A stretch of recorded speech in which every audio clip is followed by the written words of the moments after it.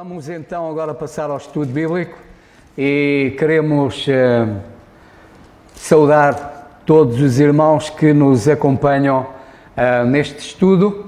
Uma saudação a todos, uma saudação à nossa irmã Filomena, que a Senhora ajude e anime, é bom tê-la sempre connosco, mesmo ao domingo à noite, e também ela está connosco e louvamos o Senhor por isso. E que o Senhor continue a animá-la e a fortalecê-la e a mantê-la firme. Graças a Deus pelo exemplo que ela de facto é. Não podendo mexer praticamente o seu corpo, no entanto, ela está no seu posto, servindo o Senhor. E só Deus sabe, só um dia na presença do Senhor é que nós vamos ver o fruto que cada um deu. E às vezes, e possivelmente, iremos ficar surpreendidos. Alguns que podiam mexer o corpo todo e poder deslocar-se, não produziram nada. E outros com muitas limitações, o cálice deles transborda. Que o Senhor nos ajude. Vamos então ler o capítulo 4 da carta aos Colossenses. E diz assim a palavra do Senhor: Vós, senhores, fazei o que for de justiça e equidade a vossos servos, sabendo que também tendes um Senhor nos céus. Preservarai a oração, velando nela com a ação de graças, orando também juntamente por nós, para que Deus nos abra a porta da palavra, a fim de falarmos do mistério de Cristo, pelo qual estou também preso, para que o manifeste como convém falar. Andai com sabedoria para com os que estão fora, remindo o tempo. A vossa palavra seja sempre agradável, temperada com sal, para que saibais como vos convém responder a cada um. Tíquico, irmão amado e fiel ministro e conservo no Senhor, vos fará saber o meu estado, o qual vos enviei para o mesmo fim, para que saiba do vosso estado e console o vosso coração, juntamente com Onésimo, amado e fiel irmão, que é dos vossos. Eles vos farão saber tudo o que por aqui se passa. Aristarco, que está preso comigo, vos saúda, e Marcos, o sobrinho Barnabé, acerca do qual já recebeste mandamento. Se ele for ter convosco, recebei-o. E Jesus, chamado Justo, os quais são da circuncisão, são estes unicamente os meus cooperadores no reino de Deus, e para mim têm sido consolação. Saúda-vos Epáfras, que é dos vossos, servo de Cristo, combatendo sempre por vós em orações, para que vos conserveis firmes, perfeitos e consumados em toda a vontade de Deus. Pois eu lhes dou testemunho de que têm grande zelo por vós, e pelos que estão em Laodiceia, e pelos que estão em Herápolis. Saúda-vos Lucas, o médico amado, e Demas. Saudai aos irmãos que estão em Laodiceia, e a Ninfa e à igreja que está em sua casa. E quando esta epístola tiver sido lida entre vós, fazei que também o seja na igreja dos Laodicenses, e a que veio de Laodiceia, lede a vós também. E dizei a Arquipo: atenta para o ministério que recebeste no Senhor, para que o cumpras. Saudação da minha mão, de Paulo. Lembrai-vos das minhas prisões. A graça seja convosco. Amém. Vamos agora passar ao nosso irmão Alberto e depois ao irmão que tenha algum pensamento para partilhar convosco. Tem toda a liberdade de vir aqui ao púlpito. Graças a Deus por sua palavra. Louvo ao Senhor por cada irmão que persevera em oração e busca ao Senhor através do estudo da palavra de Deus. Colossenses 4, no verso 13, que estamos estudando: pois eu lhe dou testemunho de que tem grande zelo por vós, e pelos que estão em Laodiceia, e pelos que estão em Hierápolis. Você sabia que o perigo está lá fora? E qual a importância das lágrimas? A importância da oração? E por que poucos então oram e participam de uma reunião de oração? Paulo dá testemunho de um irmão que orava agonizantemente, intensamente, e imagino até as lágrimas intercedendo pelos seus irmãos que estão em Colossos, e mais ainda, por aqueles que estão nas cercanias, nas cidades vizinhas.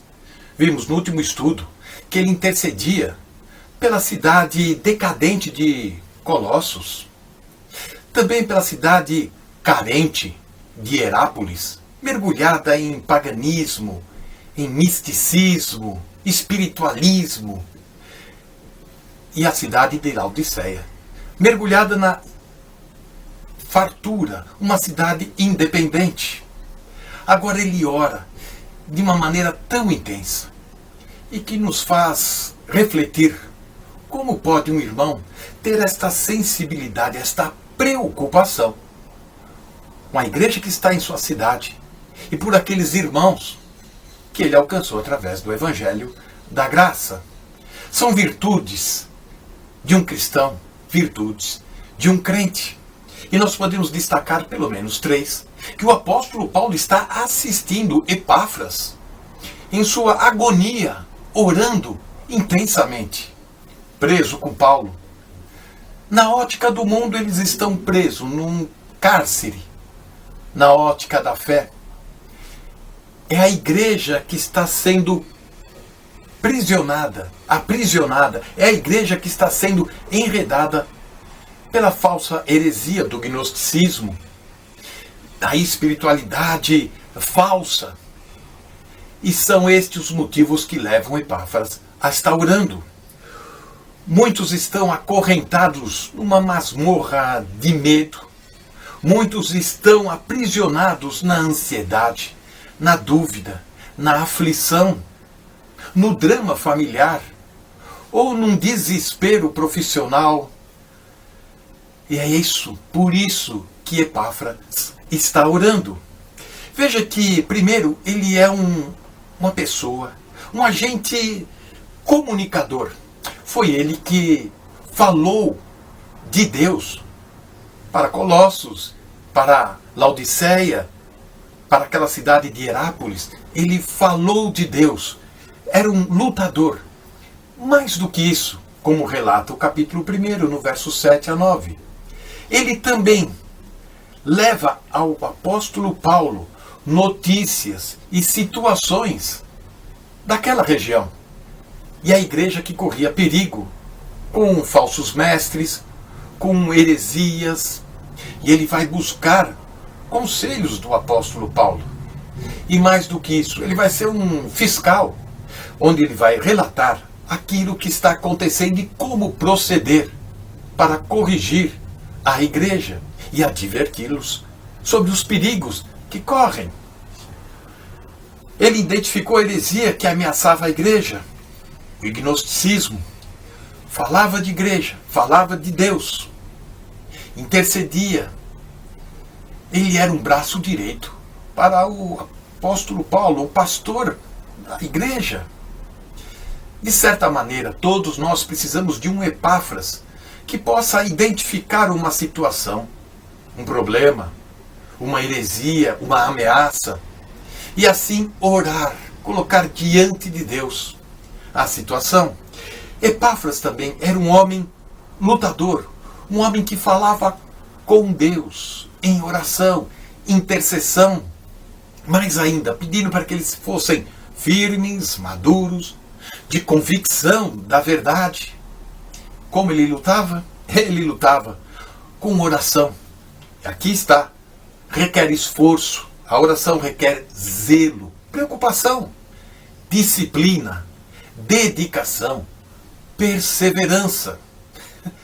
Talvez aqui esteja a razão de que poucas pessoas comparecem à reunião de oração ou poucas pessoas dobrem os joelhos diariamente em oração, pois exige-se dedicação, disciplina, zelo, perseverança.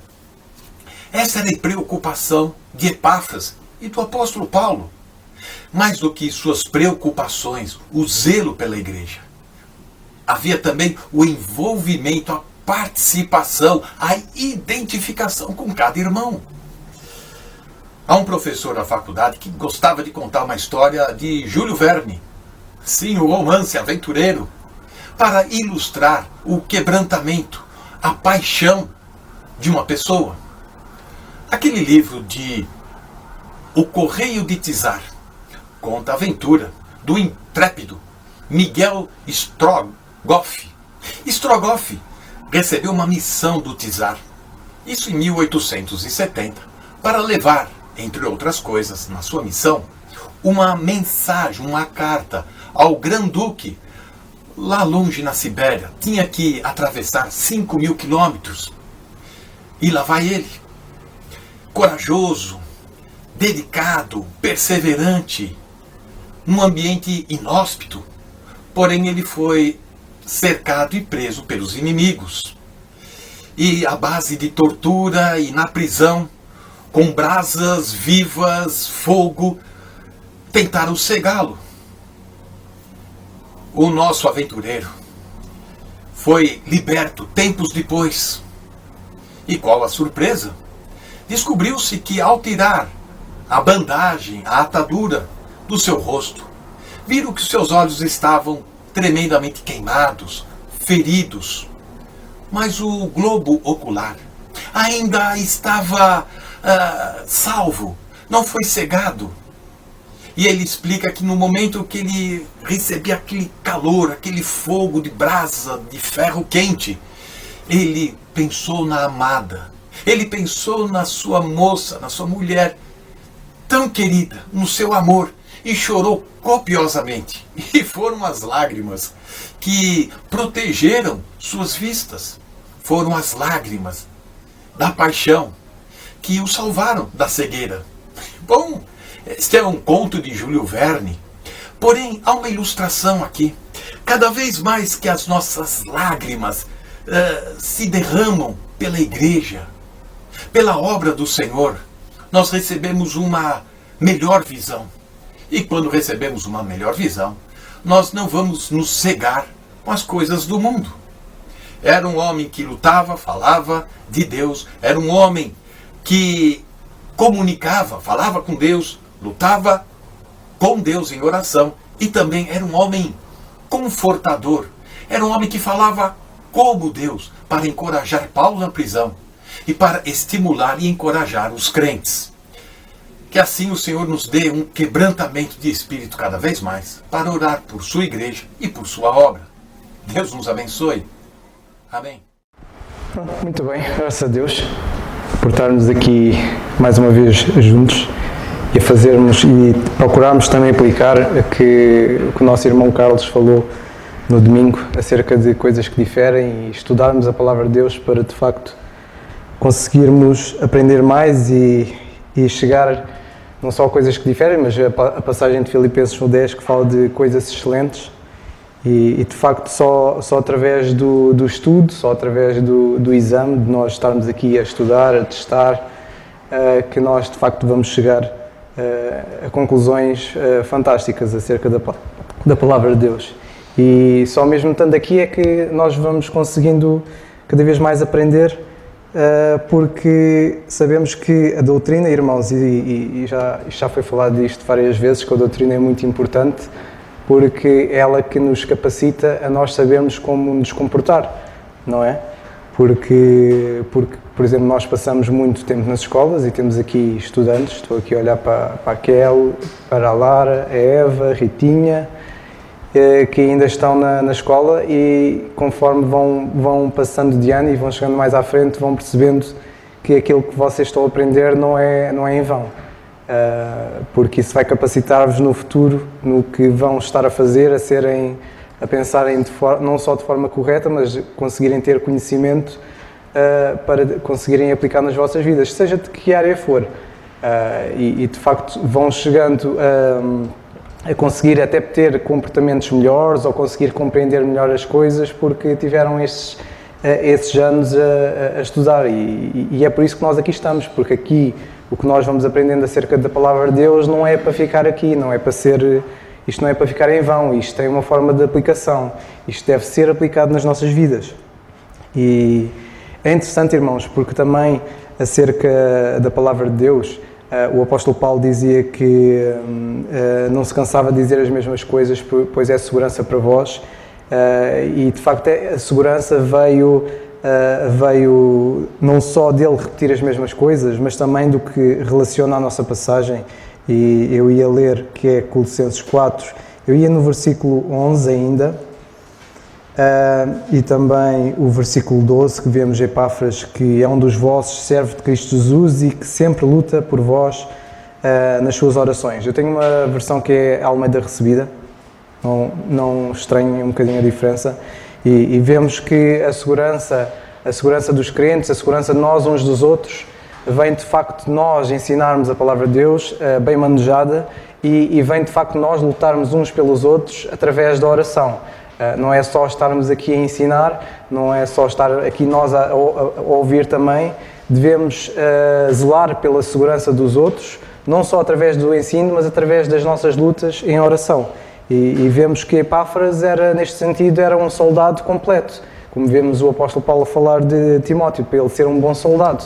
E um bom soldado, não é só lutar quando tem de lutar, mas zelar também pela segurança dos outros.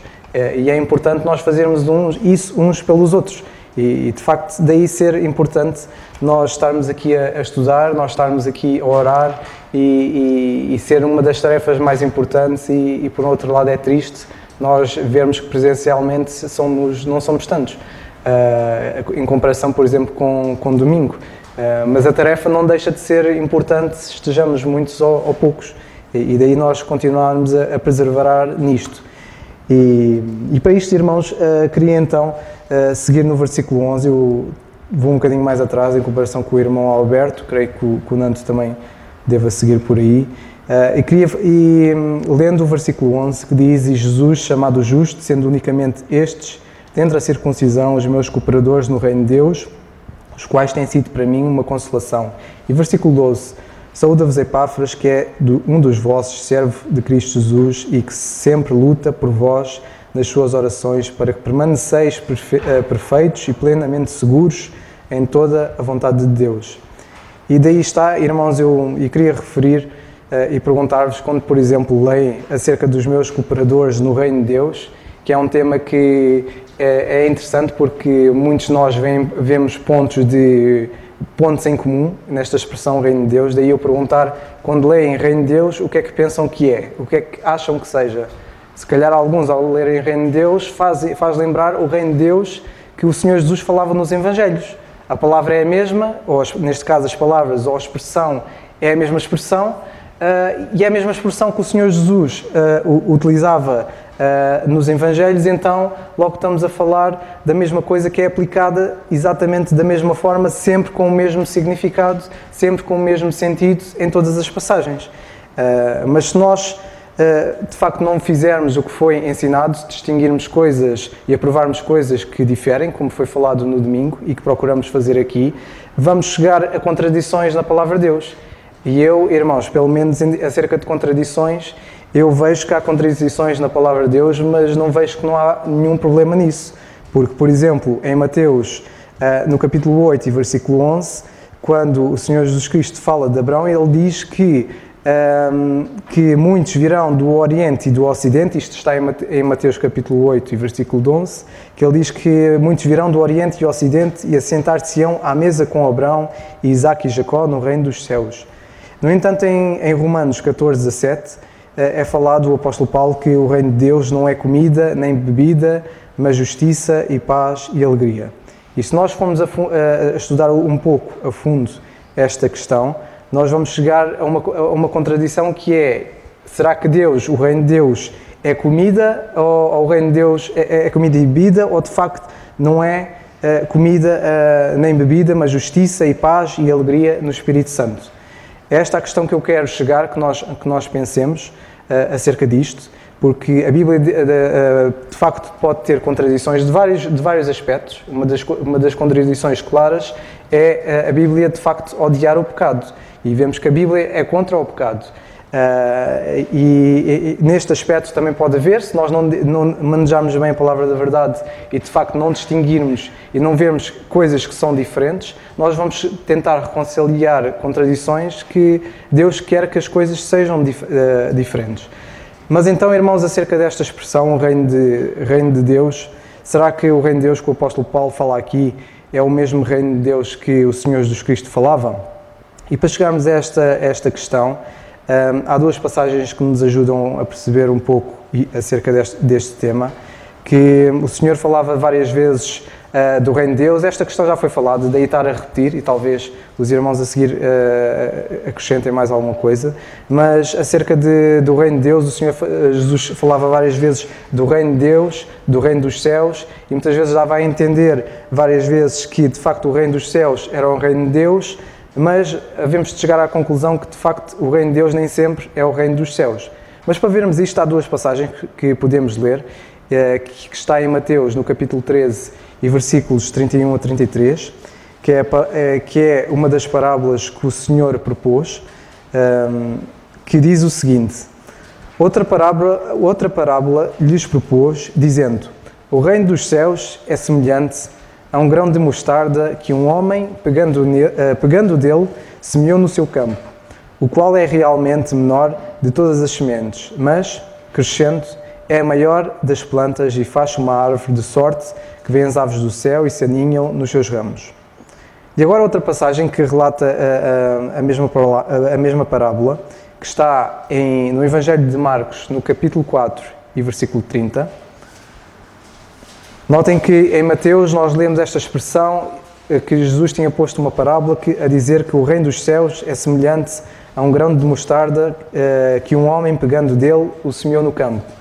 No entanto, em Marcos, no capítulo 4 e versículo 30, lemos a parábola do grão de mostarda, eu estava a ler o título, que diz assim, e dizia: a que assemelharemos o reino de Deus?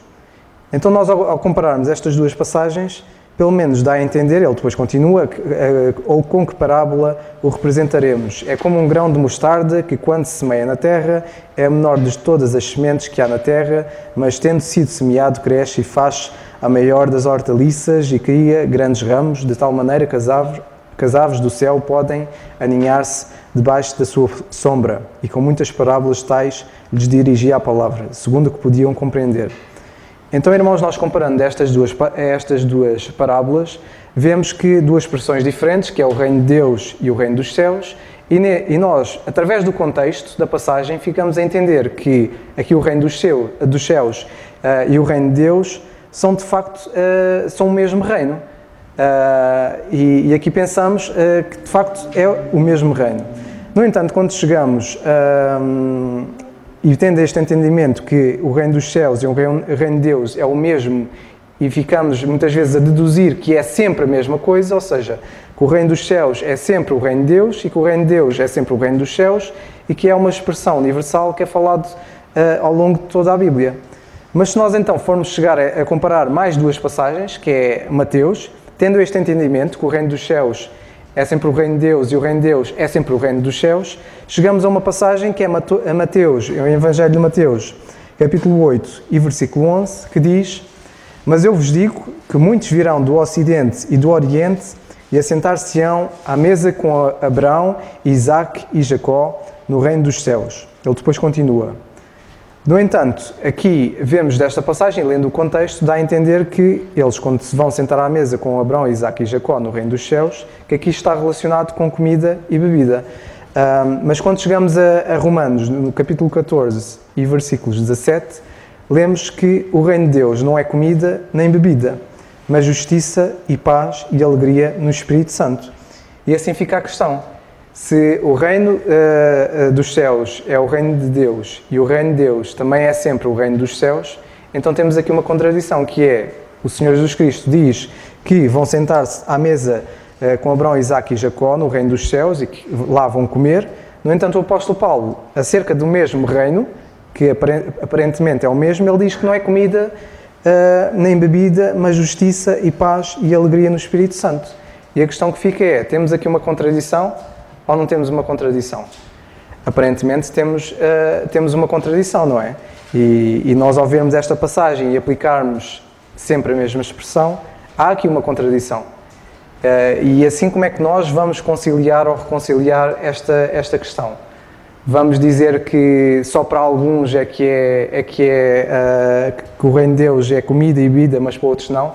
Será que no reino de Deus há alguns que são obrigados a fazer jejum? Olha, tu não pertences aqui, no reino de Deus, tu fazes parte do grupo que Paulo diz que não é comida nem bebida, mas justiça e paz e alegria no Espírito Santo. E alguns, se calhar, vão comer com Abraão, Isaac e Jacó. Vão sentar-se à mesa para comer. E este tipo de passagens, se de facto nós aplicarmos sempre a mesma coisa e acharmos que o reino de Deus é sempre a mesma coisa, vamos chegar a contradições e se calhar a conclusões ou até mesmo desculpas para tentar reconciliar estas duas coisas que não estão na palavra de Deus.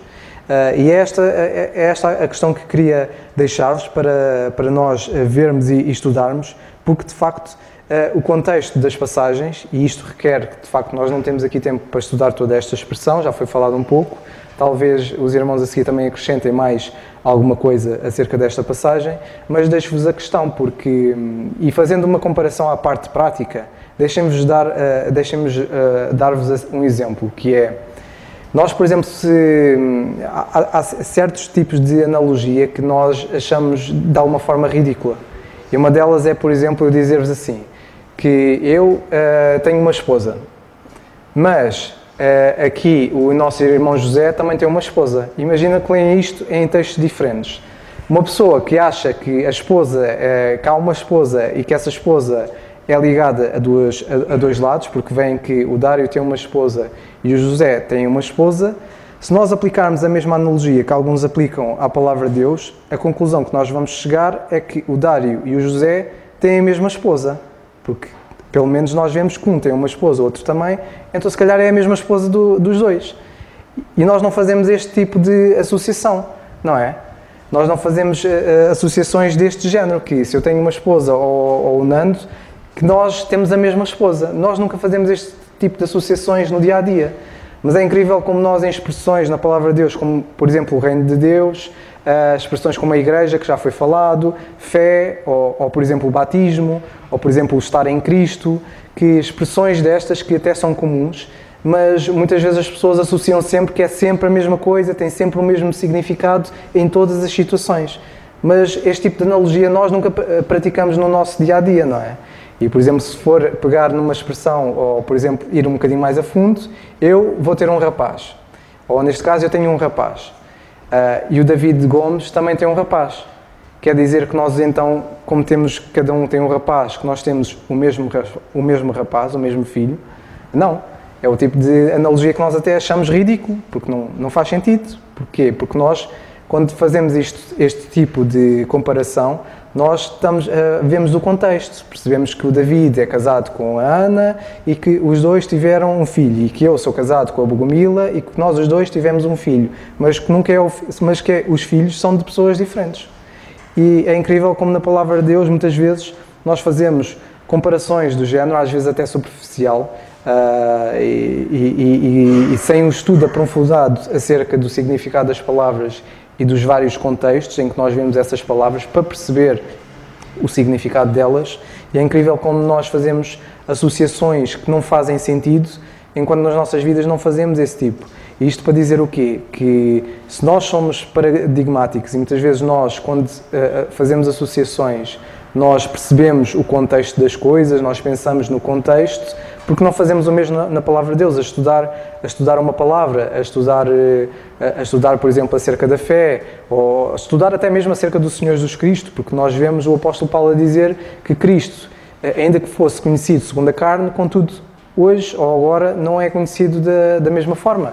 E se nós vemos que o Senhor Jesus Cristo é visto de formas diferentes, e nós conseguimos perceber isso na palavra de Deus porque não aplicamos o mesmo noutros lados. E porquê é que isto é importante? Que é a questão que se toca aqui.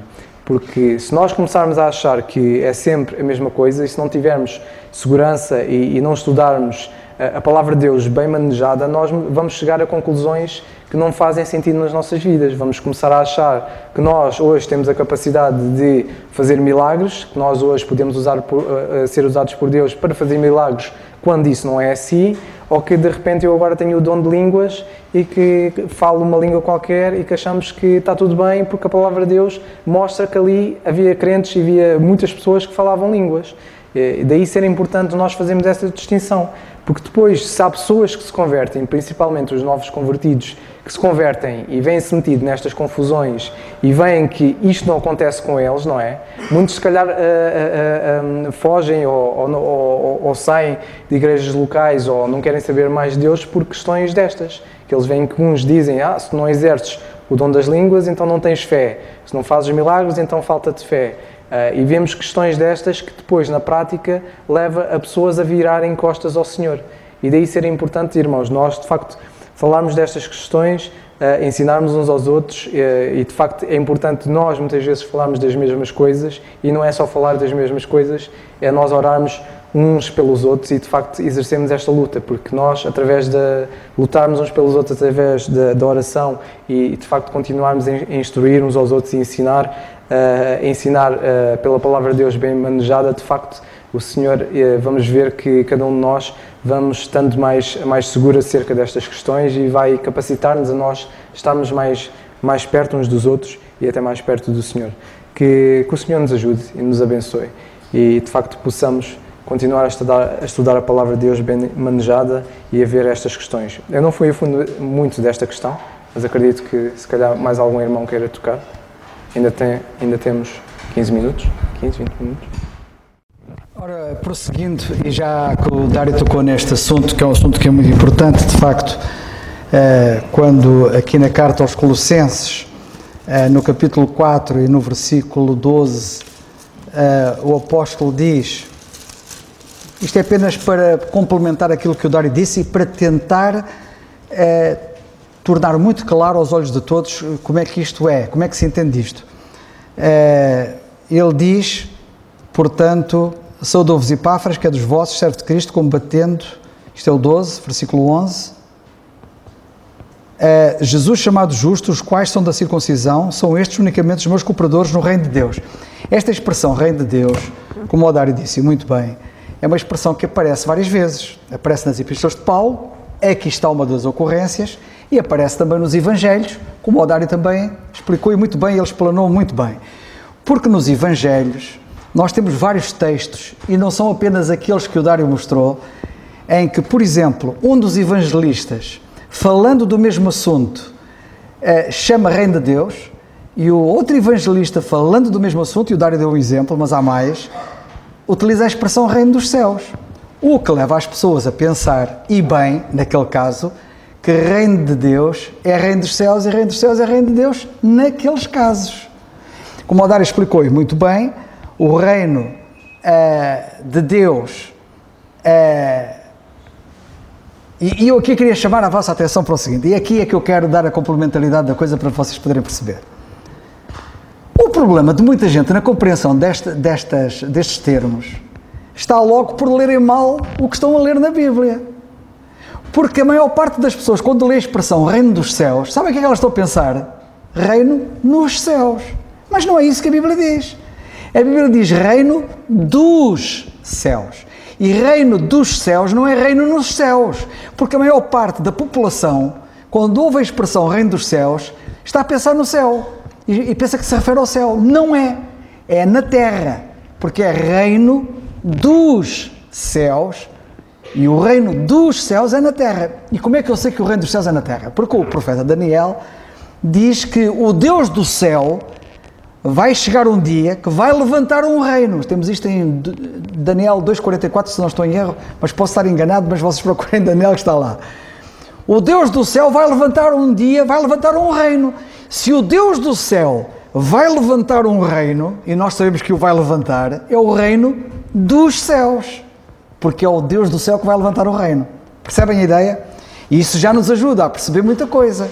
Ora bem, se o Deus do céu vai levantar um reino, esse reino que ele vai levantar, e nós sabemos que esse reino vai ser o reino milenar, quando o Senhor vier à terra para reinar, a pergunta que eu faço é, esse reino é de quem? É de Deus. Portanto, é correto chamar ao reino dos céus reino de Deus, porque não é reino de Satanás. Certo? Já, por exemplo, agora os reinos deste mundo estão nas mãos de Satanás. Não é verdade? Ele é o príncipe deste mundo. Agora, Portanto, isto vai ajudar a perceber um bocado melhor, e já várias vezes temos falado disto, mas o Dário, como tocou no assunto, pareceu-me que deveria dar aqui este toque.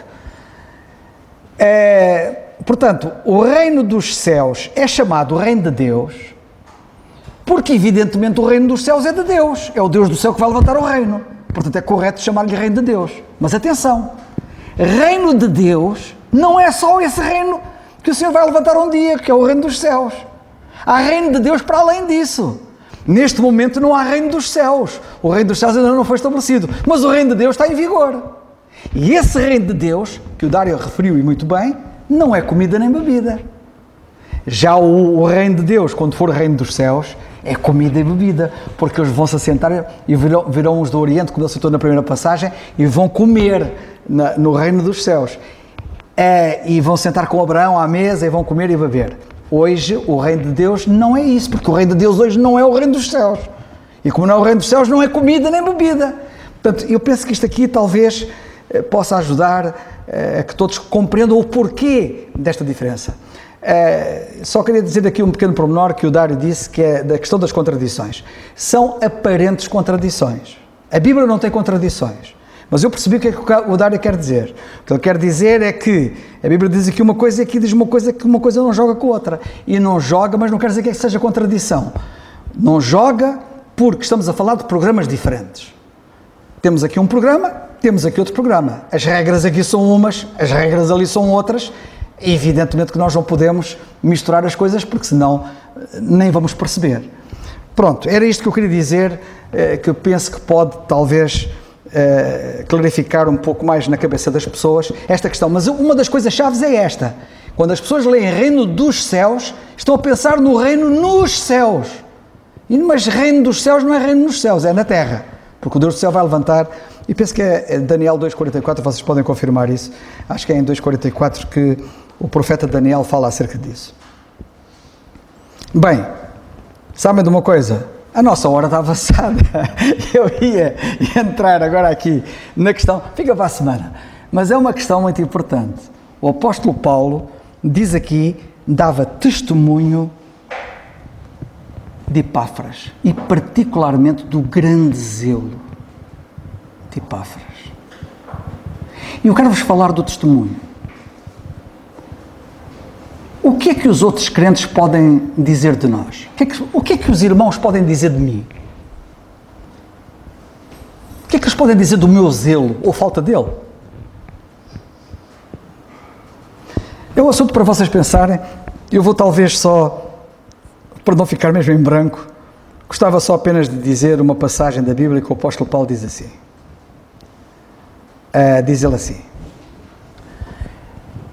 sabem que por várias vezes na Bíblia, a Bíblia diz que o nosso Deus é um Deus zeloso. Atenção, o nosso Deus, lemos várias vezes, é um Deus zeloso. E o apóstolo Paulo, quando escreve aos Coríntios, diz ele assim na segunda carta, no capítulo 11, versículo 2: estou zeloso de vós. E depois diz este detalhe delicioso: com zelo de Deus. O nosso Deus é um Deus zeloso. E ele diz: eu estou zeloso de vós com zelo de Deus. Epá, isto é tremendo. Sabem o que é que o apóstolo Paulo diz de Epáfras? Eu dou testemunho que ele tem grande zelo. E grande zelo é zelo de Deus. Há pessoas que têm zelo, mas não é grande zelo. Vamos ficar a pensar no assunto. E só isto já dava a pensar muito. Que o Senhor nos abençoe. Força, José. Estás à vontade. Então, graças a Deus, confirmo que Daniel 2,44 fala do reino de Deus. Vamos então terminar, e graças a Deus por este tempo tão precioso, e que o Senhor nos ajude a amar esta palavra. Vamos ficar de pé e vamos terminar então com a oração. Senhor, obrigado por este tempo tão precioso na Tua presença. Obrigado pela Tua palavra. Dá-nos sabedoria, Senhor, para entendê-la com toda a clareza, Pai. Ajuda-nos, Pai, a percebê-la com toda a clareza e pô-la em prática na nossa vida, Senhor. Abençoa também aqueles que nos ouvem através do estudo na página da Igreja, que sejam também abençoados com a Tua palavra, Senhor. e, acima de tudo, que a tua igreja ama a tua palavra. Pai amado, obrigado por este tempo, obrigado por cada um que aqui está, continua connosco e abençoa-nos no resto desta noite. Leva-nos agora, Senhor, em bem até aos nossos lares e, se amanhã permitires que vivamos, seja para a glória do teu nome. Te pedimos tudo no nome e para a glória do Senhor Jesus. Amém. O culto já terminado, irmãos. Quero só dizer uma coisa, Gustavo, só uma coisa muito rápida. Estavas aqui a orar e de repente lembrei-me. Só uma coisa muito importante que me parece importante. Para rematar esta questão do reino de Deus e reino dos céus. Reino dos céus é sempre reino de Deus. Mas reino de Deus pode não ser, isso Dário disse, reino dos céus. E atualmente não há reino dos céus. Ainda. Mas o reino de Deus existe. O reino de Deus não é só o reino dos céus. É mais do que isso. E neste momento o reino de Deus está a vigorar e nós estamos no reino de Deus. E temos cooperadores também no reino de Deus. Era só o que eu queria dizer para rematar.